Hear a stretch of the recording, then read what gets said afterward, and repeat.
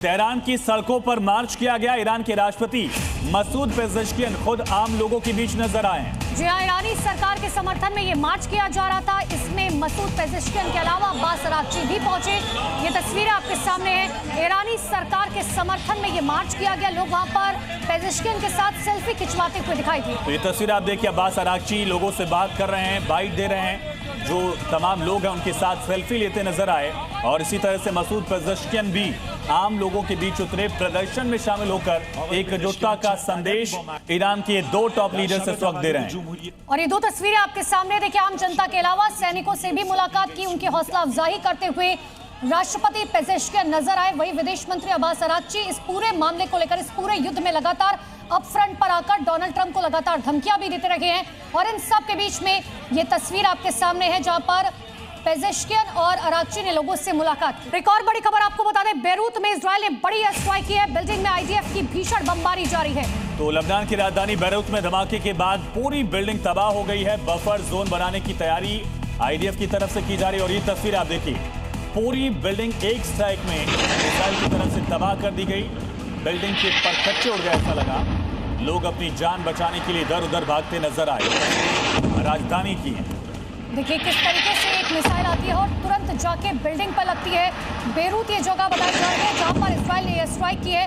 लगातार ये स्ट्राइक्स जारी है इजरायल की तरफ से। और धमाके के बाद देखिए पूरी बिल्डिंग मात्र पलक झपकाइए इसी में तबाह हो जाती है। तो महायुद्ध का 33वां दिन, कई बड़ी अपडेट्स है और इन्हीं पर चर्चा के लिए दो खास मेहमान हमारे साथ जुड़ चुके हैं। Colonel retired Mayank Choubey sir, defence expert, लगातार हमारे साथ बने रहते हैं। और साथ ही सुशील सिंघल सर, पूर्व राजनयिक, हमारे साथ जुड़ चुके हैं। बहुत स्वागत है आप दोनों का। मयंक सर, पहला सवाल आपसे ही। डोनाल्ड ट्रंप सुनने में आ रहा है कि व्हाइट हाउस के जरिए देश को संबोधित कर सकते हैं। 1 अप्रैल का दिन है, अप्रैल फूल होगा या जंग को लेकर कोई बड़ा ऐलान? नहीं, ना तो जंग को लेकर बड़ा ऐलान होगा, ना अप्रैल फूल होगा। हाँ, दुनिया जरूर फूल बनेगी, ये निश्चित है।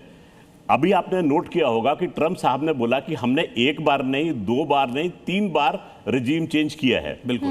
दूसरा, उन्होंने व्हाइट हाउस के नीचे बनने वाले बॉल रूम का जिक्र भी किया था प्रेस कॉन्फ्रेंस में, कि उसमें किस प्रकार से इंडस्ट्रियलिस्ट पैसा लगा रहे हैं और राष्ट्रपति की सुरक्षा के लिए क्यों कर वो जरूरी है। तो इस समय आपको दिखाई देगा कि राष्ट्रपति ट्रंप जो है लड़ाई से इतर भी बहुत बातें करेंगे। आपका ध्यान जो है इधर उधर ले जाने की कोशिश करेंगे। कारण उसका एक यही है कि युद्ध इस समय चल रहा है। अमेरिका इस समय सांस ले रहा है जिससे कि अगले कदम की वो शुरुआत कर सके। तो कारण इसका यह है कि लोगों का ध्यान जो है युद्ध की गर्मी से दूर किया जाए।